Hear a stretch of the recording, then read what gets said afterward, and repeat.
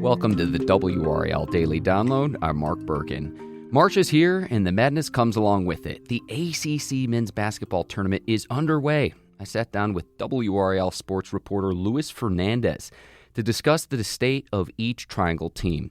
Duke is the number one team in the country and will play Thursday in the ACC Tournament. UNC plays today and will likely need a deep run in the ACC Tournament to make the NCAA Tournament. Plus, we discussed what's next for NC State after firing head coach Kevin Keatts. Here's what our conversation sounded like. Mark Bergen, Luis Fernandez. Luis, we get to do double duty. Not only are we going to be on WRAL Triangle and 2, we're also going to be part of the WRAL Daily Download this week as the ACC Tournament gets underway. Got to get folks ready. Best time of the year, that's for sure. We're going to talk about all three Triangle teams from the men's basketball perspective. NC State, UNC. But we start with Duke, the number one seed in the ACC Tournament, getting the double bye, ending the season number one in the country. Cooper Flagg just won the ACC Conference Player of the Year. It's been quite the season for the Duke Blue Devils, Lewis. No, they have looked outstanding. You're looking at the metrics. This is one of the best Duke teams in decades. One of the best teams just in college basketball in decades. Some of the detractors against the Blue Devils will say, okay, well, the ACC isn't really that good this year. But the way they have been winning these games has been outstanding. They are just a very well-crafted team that is able to win games in multiple ways. We've seen that throughout the entire course of the year. This team is going to be a 1 seed, and I think it's the expectation is for them to be dancing in San Antonio in the Final Four. I think short of a national championship, it's championship or bust for this Duke Blue Devils team. I think they're that good this season, Lewis, and I think anything else would be a bit of a disappointment. To me, really the only question going into the NCAA tournament is, can they either win the conference outright or go deep enough in the conference tournament to get the number one overall seed of the NCAA tournament? Really, that's the only question I have going into the big dance, and that's the NCAA tournament for Duke. Yeah, and that is going to be they're going to be a 1 seed, okay? But which 1 seed is it? They will be playing in Raleigh in the first round and second round should they win, regardless. But obviously, trying to be that number one overall seed, technically, when you are that, you are going to have an easier bracket, an easier region. Now, that's always up for interpretation based on, what the committee ends up doing, who they assign, how they match up against Duke, all that stuff. But it's really going to come down between Duke and Auburn. Auburn stumbled in the final week of the regular season. They lost twice. It's not like they were losing to, bum teams, though. They lost to Texas A&M and they lost to Alabama, both who are in the top 25.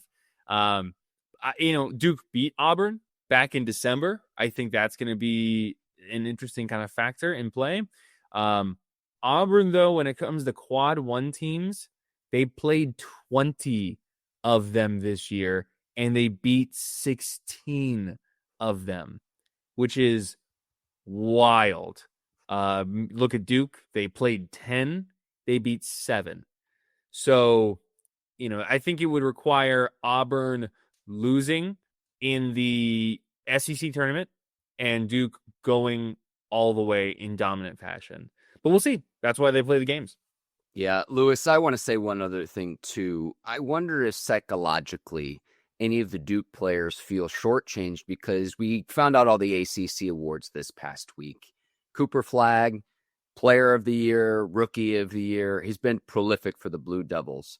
But no other Duke player was on the ACC first team. And it hasn't just been Cooper Flagg. And if you need evidence of that, go look at this past Saturday's game against UNC. Flagg was on the bench for a lot of the first half, battling foul trouble. This team can win in a multitude of ways. Cooper Flagg is the headline. Do not get me wrong about that. But you've got Tyrese Proctor, Kamen Maluach, Con Knipple. Who else? Sion James. Who else am I missing here? This team is so deep, and they can win in a variety of ways, which I think really bodes well for them, not just from going deep in the conference tournament, but going on a Final Four run. Again, to me, it's championship or bust with this Duke team this year. Let me land here too. And the reason I say this is the point differential for Duke this season. Yeah. Plus 434 points. That's the largest for a power conference team in league play since Kentucky in 1953 and 1954. College basketball has been played for a long time, Lewis. Duke isn't just winning, they're winning against their opponents in dominant fashion, at least when it comes to ACC play. No, I agree. This team is perfectly crafted. I think that's the best way to describe it. The players that they got in the transfer portal, the young talented players that came in, it was, okay, what are our weaknesses? What are our strengths? Let's adapt around it. And the way it's come together has been so incredibly impressive this year.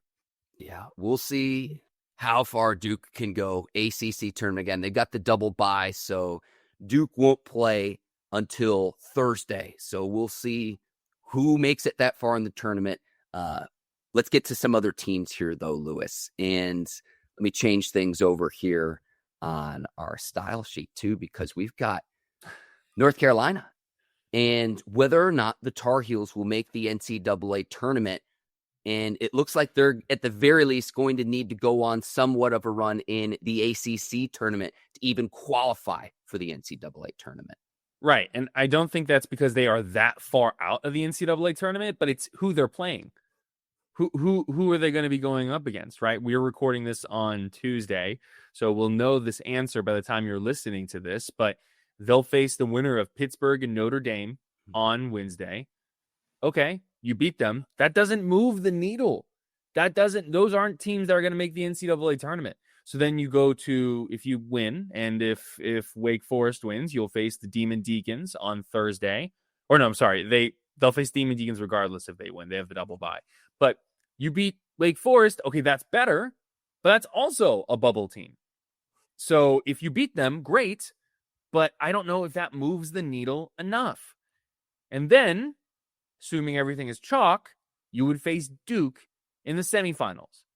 So you're essentially in the exact same position you were on Saturday, which is beat Duke, probably get in the NCAA tournament. Now, I think there are going to be some things that are mixed in there as well. The big thing holding North Carolina back, Mark, is the record against quad one opponents. They've had a very difficult schedule, especially out of conference, but they just haven't beaten those teams that move the needle. 1-11 overall against the best teams in the country, essentially. Yeah, 1-11, and the quad one matchups are the best of the best in college basketball. So those are your toughest opponents, and UNC gave Duke its best shot this past weekend. I thought it was the RJ Davis game. He had 15 of his 20 points in the first half. He couldn't miss. UNC even took a lead in the second half of that game, but it wasn't enough, and it hasn't been enough all season long for UNC. I was watching that game, Lewis, and it just felt to me, from more of a fan perspective, but it felt to me where I'm like, if UNC had this urgency earlier in the season, perhaps they wouldn't be in a situation where they need to pretty much win out to make the NCAA tournament. When UNC, whatever, if UNC ends up not making the NCAA tournament, they'll look back on the beginning part of the season, and that's where they will have this kind of what if type thought, because there was an overtime game against Michigan State. Michigan State's now a top 10 team. There was a tight game against Florida. Florida could be one of the number one seeds. So if one or both of those results go differently, then hey, you're good. Not even a question. You're not even on the bubble. So it really is just like thin margins, and the ACC not being very good this year plays into that. That ties into all of that. So, it's if this UNC team that has been playing over the past 7 games, that had the 6-game winning streak and then lost to Duke in a tight game, like, this is a totally different team. The way they're playing, the urgency that they're playing with, the rotations that they're playing with, and so I think that's really That's what it's going to come down to, though, is you have to beat Duke, most likely. You have to get one, maybe even two quad one wins in the ACC tournament. Yeah, short of either winning the ACC tournament outright or at the very least, like making the ACC final, I don't think UNC is going to make it. We'll see, and that's how most projections have it going into the ACC tournament. We will see. We transition here to NC State, coming off the news of the firing of head coach Kevin Keatts, Lewis. And it's now been, 48 hours, 72 hours after the fact. What is next for NC State after this firing? Because there's a vacancy for their head coaching position for the men's basketball team. Well, you gotta find someone. That would be the biggest thing. The timeline, I think, is important. The transfer portal for the NCAA men's basketball transfer portal opens on March 24th, so that's less than 2 weeks now. So you want someone in place. You want someone who can already start to develop those connections. Probably has those connections already. So the timing is going to be everything at this point. Kevin Keatts, in his statement that he said afterwards, he said, I wholeheartedly believe that, I left the program in a better place than I found it. And I think that's totally fair. When you look at the investigations that they were going under when he got there, when you look at, bringing NC State to the national forefront with the Final Four run, I think that the program's definitely in a better place. But now it's going to be about another thing that he emphasized, being the resources that are being allocated towards the men's basketball program, guiding them through this new NIL transfer portal revenue sharing, world that we live in. So it's going to be two fronts. It's going to be who they bring in, and it's going to be how they invest resources into the program. I will give you some names for potential head coaches, but with Keatts really quickly, I want to stay on this for just a second here. There were two very surprising things about the statement that he put out, which I thought was very well written. Number one, he did not mention Boo Corrigan, the NC State athletics AD, at all in the statement. I think that's very interesting. But then the part of the quote, and he says, quote, "The basketball program will continue to thrive when supported to the level necessary to compete," end quote. To me, that's like, okay, whoever the next guy is, Lewis, is going to need the NIL money, essentially the money to be able to compete with the best of the best, not just in the ACC, but the country overall. Mm-hmm. And that's the bigger picture standpoint. You also have a new chancellor coming in at NC State over the summer. Yep. I expect a basketball coach to already be hired before you bring in a new NC State chancellor. But if it's not, then that is awful. That is retcon 1 or 5, whatever it is. The reason this is so important for any athletics department all across the country, your two biggest revenue drivers typically are football and men's basketball. Yeah, I what he highlighted there, he Kevin Keatts has kind of been talking about the money side of things all season. I go back to after NC State lost its second game against UNC. He was asked a couple of times about NIL and things like that, and the momentum that you maybe get after a Final Four win. And he said back in the day, like before all of this, to paraphrase him, he's like, you go to the Final Four, and that's a huge boost to your recruiting and what you're able to bring in, because people are saying, hey, you've been there, you won the ACC tournament. Like, yes, I want to go there. And some of that essentially is neutralized with NIL because it still is coming down to, okay, hey, what you all did was great, but what's the money situation like? And so that's something that Kevin Keatts talked about a lot throughout the course of the season. I don't think he intended for it to sound like an excuse, but that's just some of the facts. And so when you are looking for new coaches to bring in, it's not going to be just, hey, how much are you paying me? It's, hey, what are the resources looking like? And to be fair, I think they're one looking at some of the numbers for some of the different NIL programs, the collectives and things like that NC State has. There was boosts in people donating. There were boosts in people coming in. So, but it can't just be the grassroots efforts, if you will. There has to be a lot of money put into the program. I promised some names, Lewis, and I promise we'll get there. I've got one other thing too, though. we're about to enter the ACC tournament, and NC State didn't make it after a year where the team made the Final Four, didn't qualify with the conference expansion. NC State didn't win a true road game on the road this year. But I look back to a year ago when State went on its miraculous Final Four run.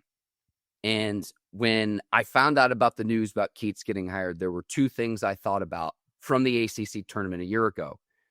On the Tuesday, when we're recording this, a year ago, NC State was down at halftime against Louisville, and it's like they might lose in the very first game of the ACC tournament. They were trailing at halftime to Louisville. That's number one. Number two, Michael O'Connell's shot in the semifinal game against Virginia.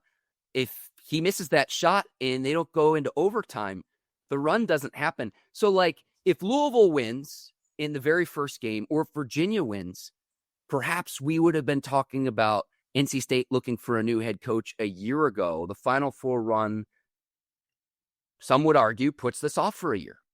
And so when Keatts got fired, I thought back to a year ago and those two instances where State was very, very close to where season's over.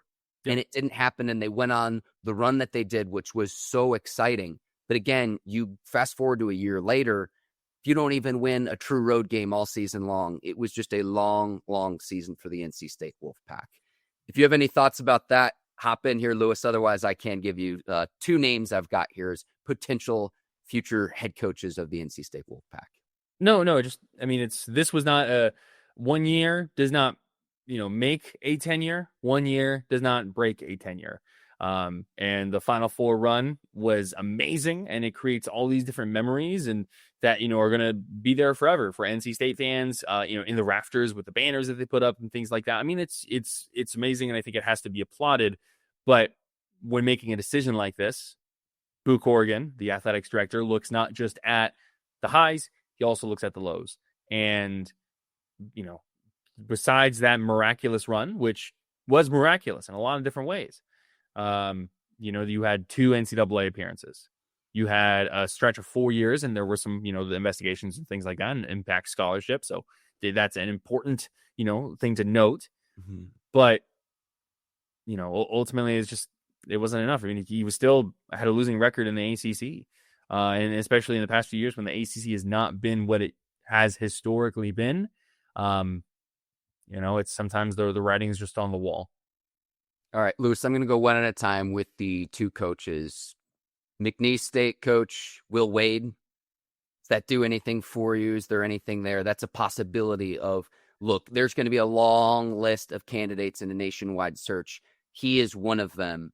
And look, he's working under a show cause penalty right now, the NCAA. However, that expires after this season.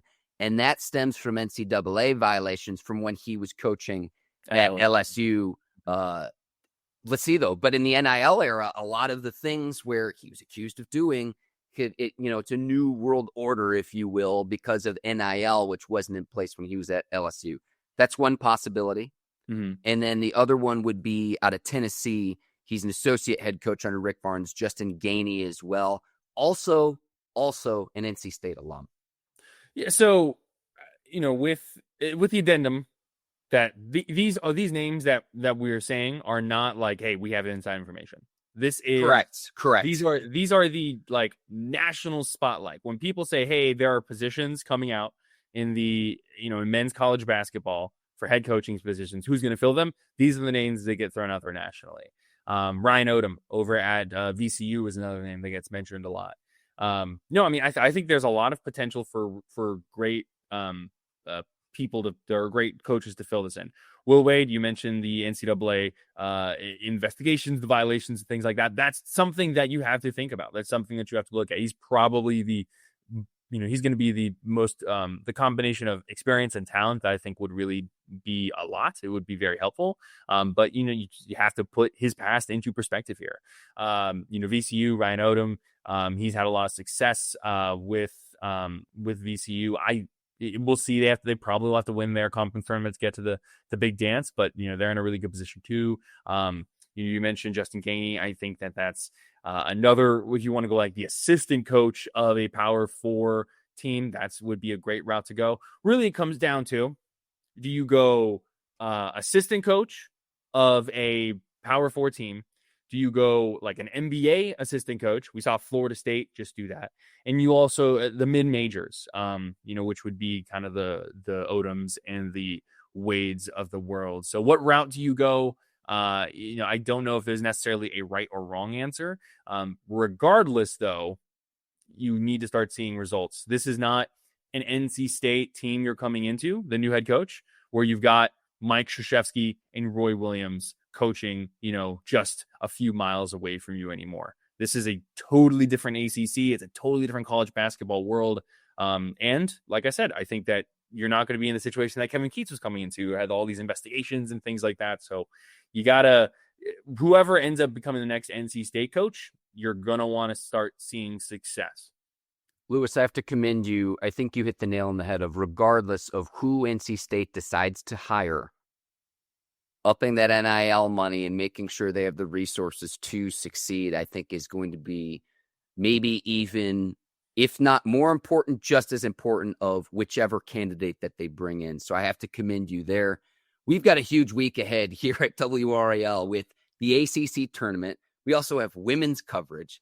Also, remember, Selection Sunday is coming up this weekend. Yep. And we've got games at the Lenovo Center in Raleigh, regardless of which of the Triangle teams are playing. So we are going to have our hands full, and you can always check out our content over at WRLSportsFan.com, WRL.com. You can see our boy, Luis Fernandez, on the tube on WRL TV. But I cannot wait for the madness to get underway, Luis. I just putting this on everyone's radar, right? What you're probably going to have next week for the NCAA tournament is you are going to have Duke playing at the Lenovo Center, and then you are going to have NC State, UNC, and Duke women's basketball all hosting the first weekend.